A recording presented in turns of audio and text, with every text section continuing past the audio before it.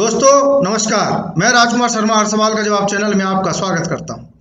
दोस्तों, आप जिस बात की प्रतीक्षा वर्षों से कर रहे थे, आज आपकी प्रतीक्षा का समय पूरा हुआ।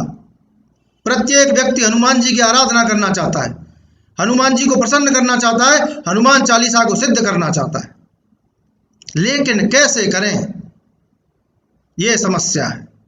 आज आपकी समस्या को हम दूर कर देंगे। हम आपको ऐसा सरल उपाय बताएंगे जिससे आप हनुमान चालीसा को सिद्ध कर सकेंगे, आप हनुमान जी को प्रसन्न कर सकेंगे।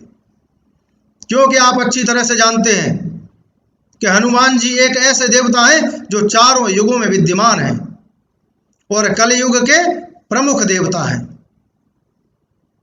दोस्तों, इतनी महत्वपूर्ण जानकारी प्राप्त करने से पहले अगर आपने हमारे चैनल को सब्सक्राइब नहीं किया है तो सब्सक्राइब करें और बेल आइकॉन पर क्लिक करना न भूलें।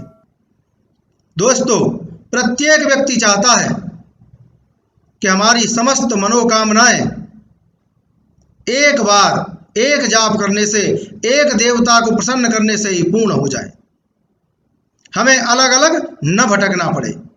तो दोस्तों, हनुमान जी एक ऐसे देवता हैं जो आपकी समस्त मनोकामनाओं को पूर्ण कर सकते हैं। अब मैं आपको एक बात और बता दूं, आज के इस कलयुग में आदमी की समस्या क्या है। आदमी की प्रमुख 4 समस्याएं हैं। पहली, सबसे पहले व्यक्ति धनवान होना चाहता है, करोड़ों अरबों रुपए कमाना चाहता है। दूसरी बात, सिद्धि प्राप्त करना चाहता है, ख्याति प्राप्त करना चाहता है।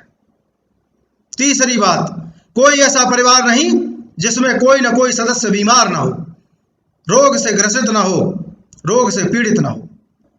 और चौथी समस्या, भूत पिशाच, भूत प्रेत से परेशान।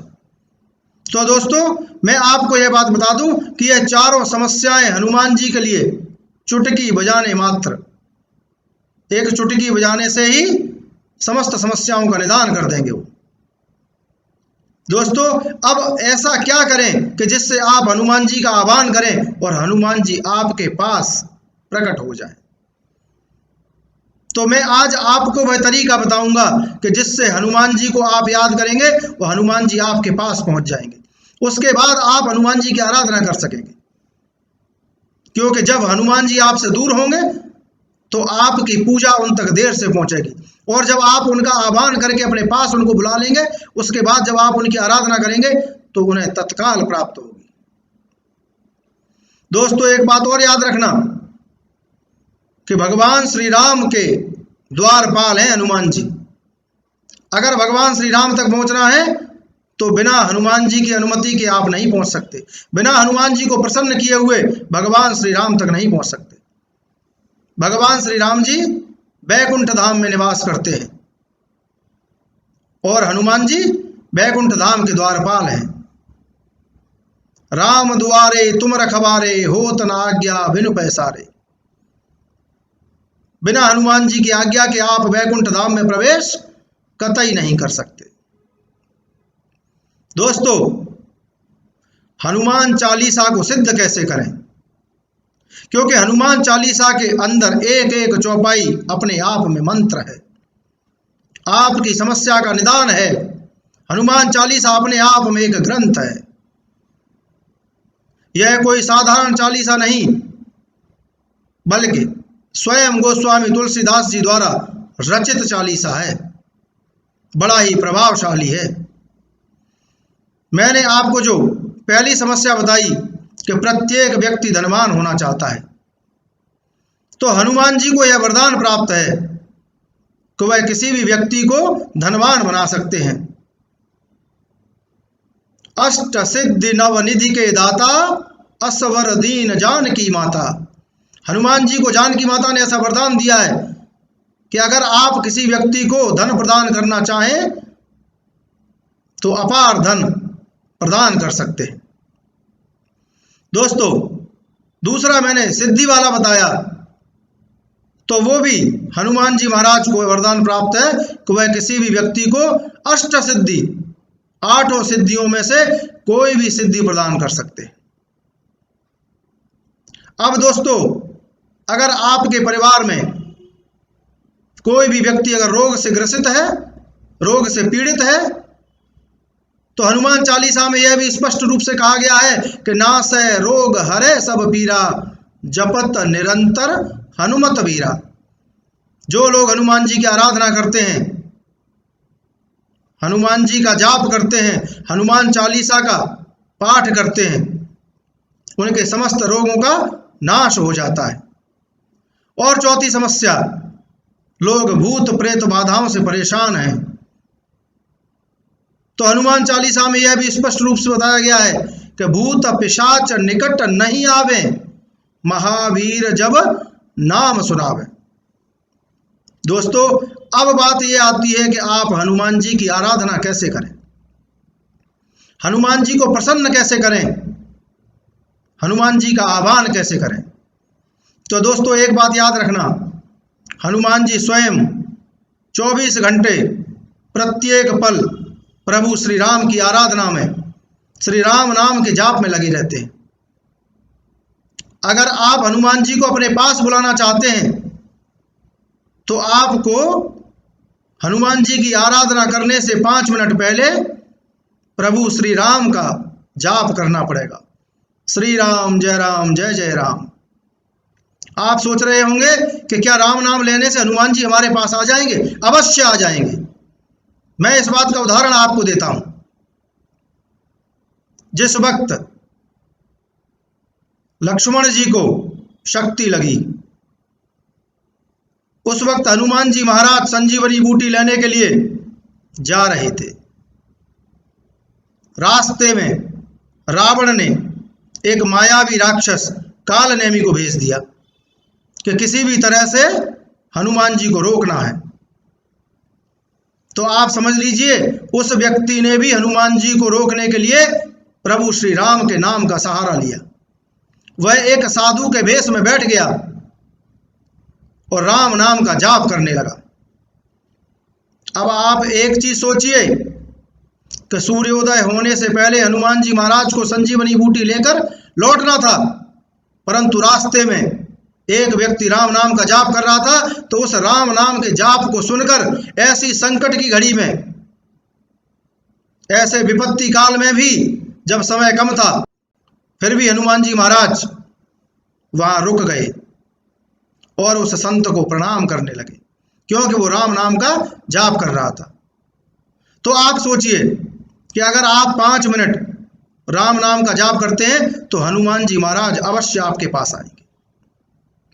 और जब हनुमान जी महाराज आपके पास आ जाते हैं, उस 5 मिनट के बाद आपको एक मंत्र बोलना है।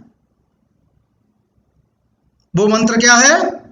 वो मंत्र मैं आपको बताता हूं, गौर से सुनिए।